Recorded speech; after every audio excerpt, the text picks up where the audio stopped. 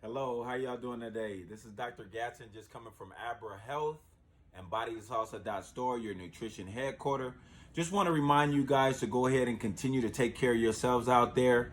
If you need a referral or you need some help or you need some services, you can follow me on Psychology Today. You can look me up. You can also get in contact with me on YouTube, Instagram, Facebook, you name it.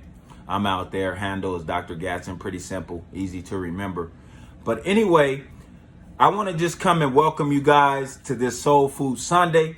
I like to call it Soul Food Sunday because we're going to go ahead and give you some food for your mind today, for you to grow off of, for you to become strong, so you to become impactful, and most importantly, for you to go back to those that you care about in your community and be just a tad bit better. So that being said, today I'm going to get into the brain for you. And I'm going to explain trauma and stress. Because right now, a lot of us with this pandemic, we're under a lot of stress. There's a lot of trauma that historically has been taking place in certain neighborhoods. And all of this stuff has an impact on our friends, our families, and the people that are closest to us, unfortunately. So I'm going to give you guys some tools today to work through this, to get to where you need to get to, and also to help you out. And if you need more information, again, make sure that you reach out to a professional therapist to help you get over what it is that is creating the problems and the situations that you may be dealing with. So the first thing I'm going to talk about is that there's actually basically two parts of the brain, and most people don't understand that. You have the primitive part of the brain, right? That is real reactive, right? It reacts to things that are going on in the environment to keep you alive, make sure that you stay safe, make sure that you make it home, right? So we have that primitive part of the brain. And the other part we have is the thinking part of the brain, where we think about certain things, we're able to analyze certain things, and then we're able to make the best choice. So you're probably asking, as I ask myself, which part of this brain, which side, is it the primitive side or is it the thinking side? Which side is the heavyweight? Which side is stronger than the other? Both sides of the brain are strong, but it also depends on the environment that you're in, right? Because certain environments bring out certain things. We've all heard before that the hood took him under, right? Because in certain environments, you have to perform and you have to be certain things. And there's certain skills in certain places that are more productive for you. And there's certain skills in other places that create problems. I'm sure you guys have heard that there are two responses to trauma or stress, right? Fight or flight. If you read most of the books that have been written this far, that's what they always hit on. There's that response. There's that fight or flight. What I like to say is human beings and the people that wrote that, I believe that they're a little bit arrogant. I don't believe that it's just fight or flight. I think the first thing it is a three-step process. And if you look at the animals and other mammals that are on Earth, you will see this. I like to watch my tortoises a lot. And if I creep up on my tortoises, they'll hiss and then they'll go into their shell. So the first response that we have to trauma and stress is to hide. That is the first thing that you want to do. And sometimes as people, we hide in plain sight. And the way that we do this is that we ignore things, or what we like to do is we detach ourselves emotionally from certain things that are going on. So the first thing is hide. The second thing is flight, right? If we can take off running, if we can get out of there, if we can get to somewhere else, right? They say if the kitchen is hot, if it's too hot in the kitchen, to get out the kitchen, right? So you can do that. So you're trying to run and you're trying to get away from a certain place. And the third thing is fight, right? Fighting is always the last thing. It's the thing that you go to when your back is up against the wall. Why? Because anytime that you engage in something physical or verbal, even if it's a verbal fight, there is always an exchange and a chance that you may may get hurt and you may hurt somebody else. So that's the last thing. So it's the 3 steps, I believe. It's hide, it's flight, and then it's fight. But the thing is, in certain environments, sometimes these things become intertwisted and mixed based on certain things that have taken place historically in our lives and certain things that are going on right now, right here in the moment, right? So if it's something that reminds you of a traumatic event or something that was traumatic that happened in the past, the chances are is the response that you are going to use is going to be a primitive response, right? Which means 9 times out of 10, it's going to be that hide, right? That flight or that fight. And a lot of times it's just a mix and a blend of all of them together. But if you're in a more environment where things are calm, where people are talking to you in a nice tone, where you believe that the people in your environment has your best interest at heart, then that is going to allow you to be able to respond and think and analyze what exactly is taking place and then decide to make your next move your best move. So understand that environment plays a lot. And a lot of times people expect people to be able to understand and just shift their biological response based on different environments.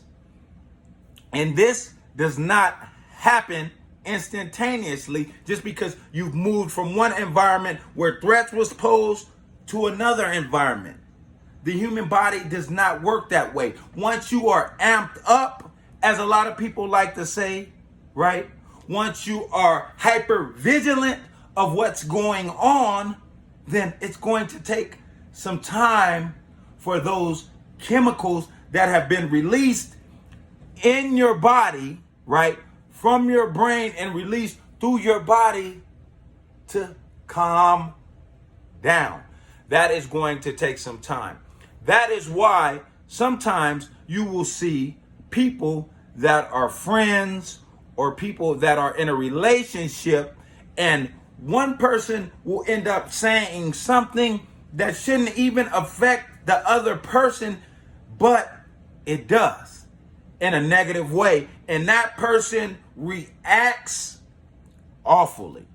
And the reason that being is because that person's level of stress was up. That person's level of fear was up.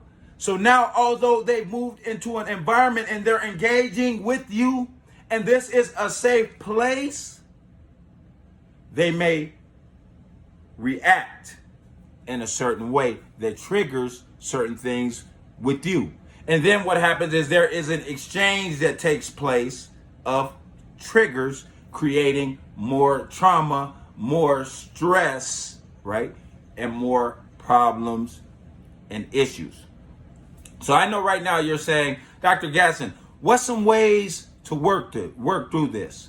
Before I get into that, I want to tell you guys to make sure you're hitting share, get ready, make sure that you're following me.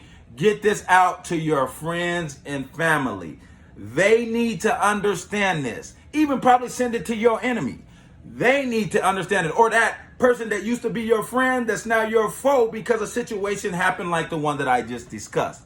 Why? Because they need to hear this information. When a person is in that primitive state, they are not thinking. It is not going to happen. That level of arousal has to go down. That's why it's important to know your partner. It's important to know the people around you. And it's important to be observant, right? 97% of communication is nonverbal. Get to know your partner. Get to know your friends. Get to know your family. Look at them. Look at other people's body language, and it will tell you a lot what is going on so that you can avoid certain situations that may typically set people off, especially with those people that you love and that you are closest to. So you have that primitive brain again, right? And you have that part of the brain that can analyze. So it's actually like two different brains that sometimes work together, but most of the time they are acting separately based on the threats that are perceived in the environment. So you're probably saying right now, Dr. Gadson, how is it? What is some different things that I can work on with my partner, with my family, with my children? I'm not able to move out of my neighborhood that I live in, and some of these things do exist. I'm not able to stop going to the job where I work at because that job is a means to end for me to take care of my family. I hear you. I feel you. I understand completely. So what I'm finna do is I'm going to give you some knowledge on some things that you can do. You gotta, as I always say, Dr. Gadson's slogan, take care of yourself so that you can take care of others. So the first thing is self-care. What does self-care look like when you are entering stressful environments, often maybe living there, maybe working there, it may even be at your own home? What's some things that can relieve that outside of medication, right? Some of the things that can relieve that is a lot of things of Eastern medicine right? Eastern medicine where people have been practicing for years. Deep breathing, yoga, exercise, meditation, talking and processing and working through things with your family and friend, right? Because the whole thing is it's always easier to stay ahead of the curve, as I like to say, or to keep up instead of catch up, right? If you keep yourself healthy, if you can keep yourself grounded, then you are more likely to be able to combat the negative things that are going to come towards you regardless of what environment that you live in. Again, make sure that you're sharing this with your family and your friends. Go down right now, hit forward, send it out. If you need additional help, you may need a referral. You can find me on Psychology Today, ABRA Health, Dr. Gadson. You can just send me any questions if you have anything. I'm here. I want to help the community. If I don't respond to it, one of my teammates will respond to it, but we'll try to get you out there, get the resource, the referral, whatever it is that you feel that you need so that you can continue to be whole and 100%, especially as this pandemic is taking place. So next time you interact and you encounter someone and they are shifting from one environment to the other, please remember that there are two parts of the brain. And usually when one is on, one is off, right? There's one that's real reactive and there's one that is responsive, that can think, that can talk, and to analyze. So be careful with the way that you're talking, the way that you're expressing things, so that you don't add more stress and trigger problems and issues with the people who is most important to you. Again, this is Dr. Gadson, ABRA Health. Go ahead and subscribe to my YouTube, Facebook, Instagram. Of course, again, you can find me on Psychology Today. Share this with your friends. Share this with your family. Share this with the people that are most important to you now. Send them some love. Send them some truth. Send them some skills. As always, take care of yourself so that you can take care of others. And I'll talk to you and see you real soon.